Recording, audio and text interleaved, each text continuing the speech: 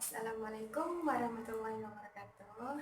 Perkenalkan, nama saya Ria Andriani, mahasiswi Universitas Islam Negeri Sumatera Utara, Fakultas FEBI dan jurusan Ekonomi Islam. Saya dari kelas EKI 2F dan dosen pengampu saya Bapak Insar MSI. Baik, saya akan melanjutkan bab 2 yang materinya tuh tentang permintaan, penawaran, dan keseimbangan pasar. Saya akan menjelaskan bagian yang A, teori permintaan dan kurva permintaan. Pada setiap kegiatan transaksi dalam perekonomian akan terdapat dua aspek yang saling berhubungan. Yang pertama, permintaan, dan yang kedua, penawaran. Teori permintaan menerangkan tentang jumlah permintaan dan harga. Kurva permintaannya adalah suatu kurva yang menggambarkan sifat hubungan antara suatu barang tertentu dengan jumlah barang tersebut yang diminta para pembeli.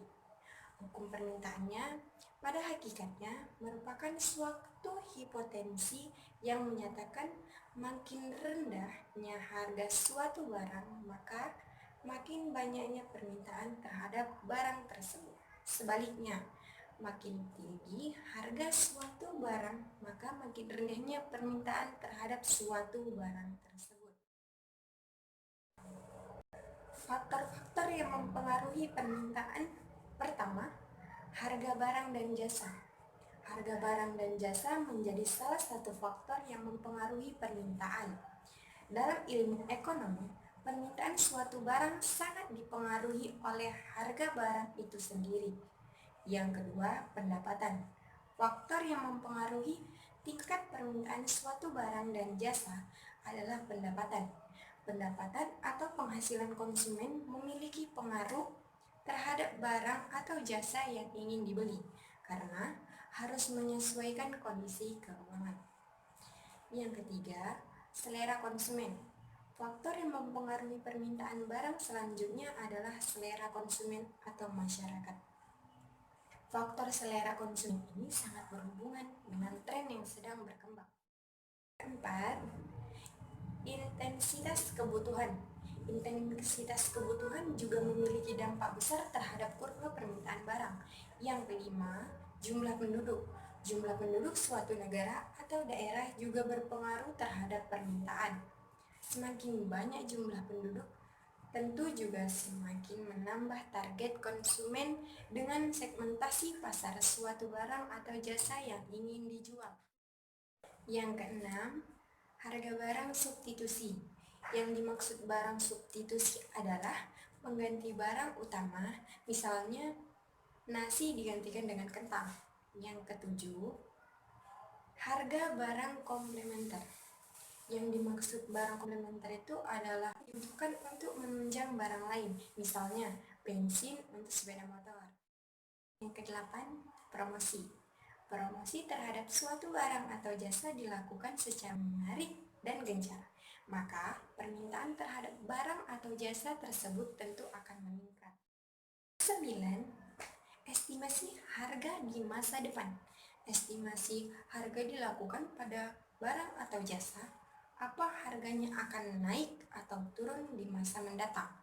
Bisa dikalkulasikan pada berbagai faktor. Dan yang ke-10, estimasi pendapatan di masa depan. Faktor ini berkaitan dengan penghasilan personal.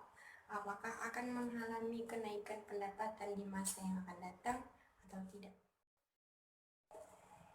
Selanjutnya B, teori penawaran dan kurva penawaran. Teori penawaran terutama menumpukan perhatiannya kepada hubungan antara tingkat harga dengan jumlah barang yang ditawarkan. Jumlah penawaran dari suatu barang adalah jumlah barang yang rela dan mampu dijual oleh penjual, karena jumlah penawarannya meningkat dan menurun seiring naik dan turunnya harga.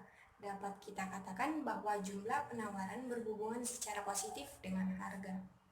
Hukum penawarannya adalah suatu pernyataan yang menjelaskan tentang sifat hubungan antara harga suatu barang dan jumlah barang tersebut yang ditawarkan para penjual. Faktor-faktor yang mempengaruhi penawarannya: 1.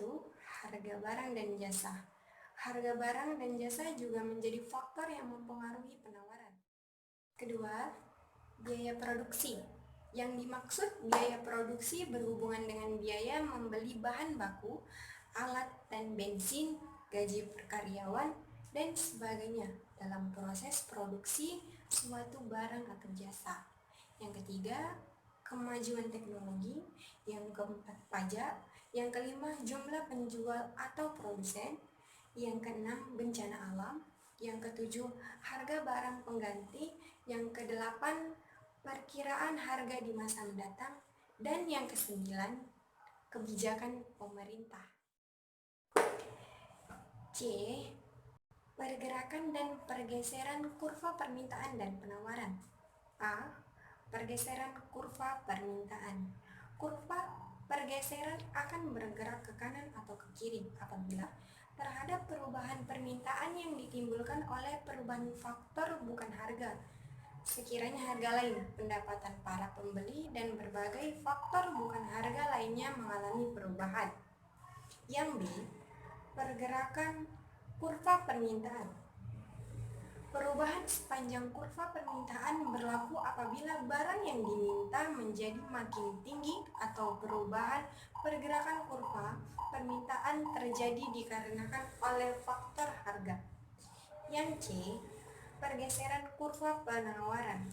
Pergeseran kurva penawaran ke kanan atau ke kiri terjadi apabila terdapat perubahan yang ditimbulkan oleh faktor bukan harga seperti harga barang lain, biaya produksi, dan faktor lainnya. D. Titik keseimbangan atau equilibrium pasar. Figur 3 menunjukkan kurva penawaran pasar dan kurva permintaan pasar bersama-sama. Perhatikan bahwa ada satu titik di mana kurva penawaran dan permintaan saling berpotongan. Titik ini dinamakan titik keseimbangan pasar. Harga pada perpotongan ini disebut juga harga keseimbangan atau equilibrium price. Dan yang terakhir adalah E. Teknik menentukan keseimbangan pasar. Telah diterangkan bahwa keseimbangan pasar dicapai apabila kuantitas yang diminta sama dengan kuantitas yang ditawarkan. Sekian penjelasan dari saya. Lebih dan kurangnya saya mohon maaf. Saya ucapkan terima kasih atas perhatiannya. Assalamualaikum warahmatullahi wabarakatuh.